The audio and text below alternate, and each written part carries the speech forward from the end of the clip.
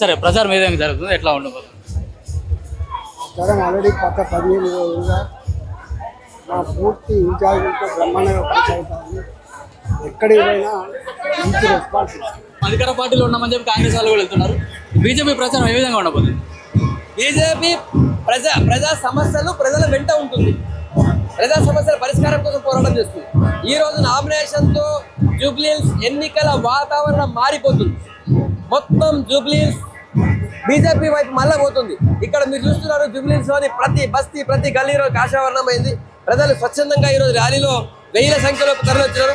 ఇప్పటిదాకా మాకు కూడా సమాచారం స్వచ్ఛందంగా 20,000 మంది కార్యకర్తలు, పబ్లిక్, తర్వాత మా కార్యకర్తలు అందరు కూడా ఈరోజు ర్యాలీలో పాల్గొన్నారు. కాబట్టి మీరు చూస్తుంటే ఈరోజు ప్రజలు ఎంఐఎం కాంగ్రెస్ సంకర candidate, MIM Congress hybrid candidate అయినటువంటి నవీన్ యాదవ్ని ఓడించాలని డిసైడ్ అయ్యారు. ఖచ్చితంగా బీజేపీ అభ్యర్థి దీపక్ రెడ్డికే ఓటేస్తారు. ఇప్పుడు అధికారంలో ఉన్న కాంగ్రెస్ కాబట్టి వాళ్ళు అధికార దుర్వినియోగానికి పాల్పడే అవకాశాలు ఉన్నాయనుకుంటున్నారు. బెదిరిస్తారు ఆల్రెడీ మొత్తం ప్రభుత్వ యంత్రాంగాన్ని గుప్పిట పెట్టుకొని బెదిరిస్తారు. అయినా కూడా జూబ్లీహిల్స్ ప్రజలు ఆలోచిస్తున్నారు. జూబ్లీహిల్స్ లో ఉన్నటువంటి మైనార్టీలకు కూడా అర్థమైపోయింది, ఈసారి కాంగ్రెస్ ఎంఐఎం వాళ్ళకి ఓటు వేయద్దని డిసైడ్ అయ్యారు. ఎంఐఎం పార్టీ ప్రజల్ని, మైనార్టీ ఓట్లను అమ్ముకుంటున్నాడు విషయం అర్థమైంది వాళ్ళకి. అప్పటిదాకానేమో టీఆర్ఎస్ తో ఉండే, బీఆర్ఎస్ ఇప్పుడు కాంగ్రెస్ తో ఉన్నారు. ఇక అయిపోయింది, వాళ్ళకి అర్థమైపోయింది. వాళ్ళు ఖచ్చితంగా ఈసారి అభివృద్ధికి పట్టం కట్టేటువంటి బీజేపీకి ఓటేస్తున్నారు. ఇప్పుడు సెంటిమెంట్ తోటి, అంటే గతంలో ఇప్పుడు సిట్టింగ్ ఎమ్మెల్యే సీట్ కాబట్టి బీఆర్ఎస్ వాళ్ళు కూడా సెంటిమెంట్ తోటి ప్రజలను ఆకర్షించే ప్రయత్నం చేస్తున్నారు. వాళ్ళు సెంటిమెంట్ పనిచేసే అవకాశం లేదు. ఇంకా 10 ఏళ్ళు ఆయన ఎమ్మెల్యేగా ఉన్నాడు. ఈ ప్రాంతాన్ని ఎంత దుర్భరంగా తయారు చేసి మీకు అర్థమైపోతుంది. జూబ్లీహిల్స్లోని ఏ గల్లీ పోయినా కూడా మీకు మొత్తం డ్రైనేజ్ పాదాలు మునిగేంత కనిపిస్తుంది. మీరు కింద చూస్తే దారుణం కూడా మీకు అర్థమైపోతుంది. కాబట్టి ప్రజలు సిద్ధంగా లేరు. 100% ఈసారి అక్కడ టీఆర్ఎస్ సెంటిమెంట్ పనిచేయదు, ఎంఐఎం కాంగ్రెస్ దోస్తాలు పనిచేయదు, బీజేపీకే పట్టం పెడతారు. మహిళా సెంటిమెంట్ తోటి బీజేపీ బీఆర్ఎస్ వాళ్ళు ఎలక్షన్లకు వెళ్తున్నారు. ప్రజలు బాగా స్వీకరిస్తున్నారు. ఖచ్చితంగా మహిళలందరూ కూడా మా లంగాల దీపక్ రెడ్డి పడతాయి. మా మోడీ నాయకత్వంలో ఖచ్చితంగా మేము అందరం నడుస్తున్నాం. ఈ ఏరియా డెవలప్మెంట్ కూడా మా మోడీ నాయకత్వంలో మా లంగాల దీపక్ రెడ్డి గారు చేయగలుగుతారు. మేము వెళ్తూ ఉంటే గుంతలు అవన్నీ రోడ్లు చూసారు ఎలా ఉన్నాయో, రోడ్లు అసలు ఏం బాగాలేదు. మేము వస్తాం, మేము తర్వాత వస్తాం, వచ్చి రోడ్లన్నీ బాగు చేస్తాం మేము ఖచ్చితంగా.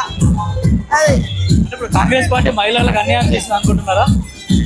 కాంగ్రెస్ పార్టీ అందరికీ అన్యాయం చేసింది, మహిళలకి ఏంటి ప్రజలకు కూడా అన్యాయం చేసింది. హైడ్రా పేరు మీద ఇల్లులు కొట్టేసి ప్రజలకు అన్యాయం చేసింది, మహిళలకు కూడా అన్యాయం చేస్తూనే ఉంది. పెన్షన్ సరిగ్గా ఇవ్వట్లేదు, స్టూడెంట్స్ కూడా అన్యాయం చేస్తుంది. ఫీజు రీఎంబర్స్మెంట్ అని చెప్పి ఫీజులు కూడా ఇవ్వట్లేదు. వాళ్ళ ఇంటర్వ్యూలు వెళ్ళి తర్వాత ఉద్యోగాలు కూడా లేకుండా అయిపోయింది ఈ రోజు పరిస్థితి. జూబ్లీహిల్స్ లో భారతీయ జనతా పార్టీ దీపక్ రెడ్డి గెలవబోతా ఉన్నాడు. ఇవాళ భారీ మొత్తంగా వందలాది వేలాది మందిగా ఇవాళ ఈ నామినేషన్ ర్యాలీకి ఇవాళ తరలి వస్తా ఉన్నారు. యువకులు, గిరిజనులు, దళితులు ఇవాళ పెద్ద సంఖ్యలో ఇవాళ తరలి వస్తా ఉన్నారు. ఈ సంఖ్య చూసి ఇవాళ మేము గెలవబోతున్నామని మేము పేర్కొంటున్నాము. జనం కోసం సేవ చేసేటువంటి నాయకుడు ఒకవైపు పోటీ చేస్తా ఉంటే బీజేపీ అభ్యర్థిగా, మరి గూండాలుగా ఉన్నటువంటి వాళ్ళు ఈ నియోజకవర్గం ప్రజలు no rowdy, no lady, only Modi, only Deepak Reddy, only lotus in Jubilee Hills అనే విధంగా ఈ రోజు యొక్క ప్రచారం జోరుగా సాగుతా ఉంది. వేలాది మంది జనం మధ్యలో ఈరోజు బీజేపీ అభ్యర్థి 11వ తారీఖు జరిగేటువంటి ఎన్నికల్లో భారీ మెజార్టీతో గెలవబోతున్నారని చెప్పి తెలియజేస్తాం. కనీసం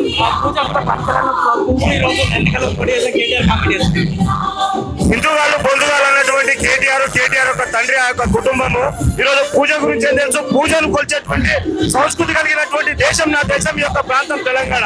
అందుకే బతుకమ్మను కొలుస్తాం. మరి బతుకమ్మ పేరుతోనే కదా మీరు అనేక రకాల రాజకీయాలు చేసారు. ఈ రోజు పూజ పరికారం అని చెప్పి ఏ విధంగా చెప్తారు ఈ రోజు కేటీఆర్? తర్వాత ఉద్యోగాలు కూడా లేకుండా అయిపోయింది ఈ రోజు పరిస్థితి. చెప్పండి, ఇప్పుడు మీరు లోకల్ గా బీజేపీకి ప్రచారం చేస్తున్నారు, అంటే క్యాండిడేట్ డిక్లేర్ కాకముందు నుంచే బీజేపీ వాటి తరఫున ప్రచారం చేస్తున్నారు. ఏ విధంగా ఉంది ప్రచారం? ఈ రోజు చూసుకున్నట్టయితే ఈ నామినేషన్ ర్యాలీ చూస్తే మీకు అర్థమైపోతుంది.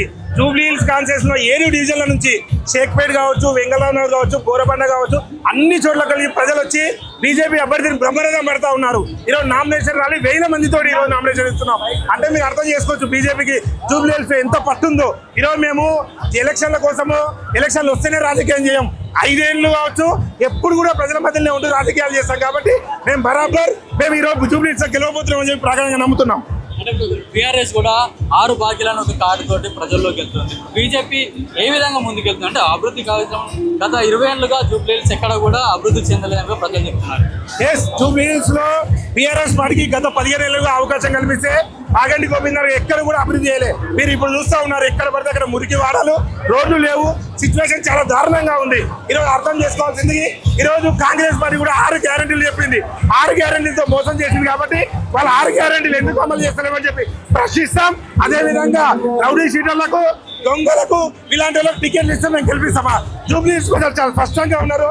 మంచి చదువుకున్న వ్యక్తి ఈరోజు దీపక్ రెడ్డి గారికి అవకాశం గెలిపించాలని చెప్పి ఈరోజు జూబ్లీహిల్స్ ప్రజలు మేము కోరుతా ఉన్నాం. ఎట్లా ఉంది అంటే ప్రచారం స్థానికంగా వెళ్తుంటే అన్ని సమస్యలతో పాటు మహిళలకు కూడా కాంగ్రెస్ ఇస్తున్న హామీలు కూడా ఏదో ఒకటి అమలు చేయాలని కూడా ప్రజలు చెప్తున్నారు. మీరు ఏ విధంగా ప్రచారం చేస్తున్నారు బీజేపీకి క్యాండిడేట్ గెలిపేయడానికి? ఈ రోజు మేము ప్రచారంకి వెళ్తా ఉంటే మహిళలు కావచ్చు, యువకులు కావచ్చు, యువకులు ముఖ్యంగా నిరుద్యోగ సమస్యలు మాకు చెప్తూ ఉంటున్నారు. మహిళలు మాకు 2500 ఇస్తాం మహాలక్ష్మి పథకం కింద అని, ఇంకో విధంగా ఏమేమో చేస్తా అని చెప్పి మాయమాటలు చెప్పింది కాబట్టి వాళ్ళు బీజేపీ పార్టీకి అవకాశం కల్పిస్తాం. మీరు మా అండగా నిలబడండి, మీరు మాకు సపోర్ట్గా నిలబడితే మేము పనిచేస్తామని చెప్పి కూడా వాళ్ళకు కూడా చెప్పినాం. వాళ్ళందరూ కూడా మాకు అండగా నిలబడతామని చెప్పి మాకు స్పష్టమైన హామీ ఇచ్చింది. కాబట్టి ఈరోజు కన్నీటితో వస్తున్న వాళ్ళని అదేవిధంగా రౌడీ షీటర్ని ఎన్నుకోకుండా భారతీయ జనతా పార్టీకి అవకాశం కల్పించాల్సిందే కోరుతున్నాం.